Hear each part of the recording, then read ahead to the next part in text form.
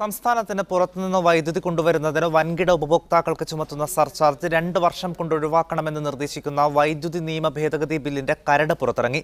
Surcharge ഒഴിവാക്കുന്നതോടെ വൻകിട ഉപഭോക്താക്കൾ കെഎസ്ഇബിയെ കൈയൊഴിയുമെന്നാണ് ആശങ്ക. ഗാർഹിക ഉപഭോക്താക്കൾക്ക് വൈദ്യുതി ചാർജ് വർധനയുണ്ടാകാനും സാധ്യതയുണ്ട്.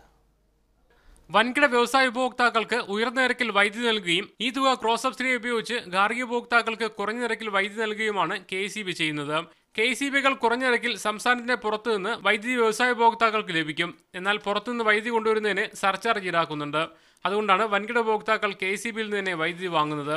പുതിയ വൈദ്യുതി ഭേദഗതി ബില്ലിന്റെ 42-ാം വകുപ്പ് പ്രകാരം സർചാർജ് 2 വർഷത്തിനകം ഒഴിവാക്കണം. ഇതോടെ വൻകിട ഉപഭോക്താക്കൾ കെഎസ്ഇബിയെ കൈവിടുമെന്നാണ് ആശങ്ക. ക്രോസ് സബ്സിഡിക്ക് സഹായകരമായിരുന്ന ഓപ്പൺ ആക്സസ് സർചാർജ് ഇല്ലാതാകുന്നതിലൂടെ നിലവിൽ സബ്സിഡി ലഭിച്ചുകൊണ്ടിരിക്കുന്ന കാർഷിക ഉപഭോക്താക്കളെ ഇത് ദോഷകരമായി ബാധിക്കും. ആത്യന്തികമായി സ്വകാര്യ മേഖലയ്ക്ക് വേണ്ടി തയ്യാറാക്കിയിരിക്കുന്ന ഒരു ബില്ലെന്നുള്ള നിലയ്ക്ക് 2014 ബില്ലിൽ നിന്ന് അടിസ്ഥാനപരമായി യാതൊരു വ്യത്യാസവും പുതിയ ബില്ലിലില്ല. വൈദ്യുതി റെഗുലേറ്ററി കമ്മിറ്റി അംഗങ്ങളെ നിയമിക്കുന്ന സമിതിയുടെ നിയന്ത്രണം കേന്ദ്ര സർക്കാർ നൽകുന്ന രീതിയിലാണ് പുതിയ ബിൽ. സ്വകാര്യ കമ്പനികളിൽ നിന്ന് വൈദ്യുതി വാങ്ങാനുള്ള കരാർ റദ്ദാക്കാൻ റെഗുലേറ്ററി കമ്മീഷന്റെ അനുമതിയോടെ കഴിയൂ. ഇതും സ്വകാര്യ കമ്പനികളെ സഹായിക്കാനെന്നും ആരോപണമുണ്ട്. വൈദ്യുതി കണക്ഷൻ 7 ദിവസത്തിനകം നൽകിയില്ലെങ്കിൽ ഓരോ ദിവസവും 1000 രൂപ പിഴ നൽകണം. സബ്സിഡി ബാങ്ക് അക്കൗണ്ടിലേക്ക് നേരിട്ട് നൽകുക എന്നീ വ്യവസ്ഥകളും ഭേദഗതിയിൽ ഇടം പിടിച്ചിട്ടുണ്ട്. ഉൽപാദനവും വിതരണവും ഉപയോഗിച്ച് കമ്പനികൾ രൂപീകരിക്കാനുള്ള സമയപരിധി സംസ്ഥാന സർക്കാരിന് തീരുമാനിക്കാവുന്ന വ്യവസ്ഥ തൊഴിലാളി സംഘടനകളുടെ സമര വിജയമായാണ് കണക്കാക്കുന്നത്. മുഹമ്മദ് അസ്ലം, മീഡിയ 1, തിരുവനന്തപുരം.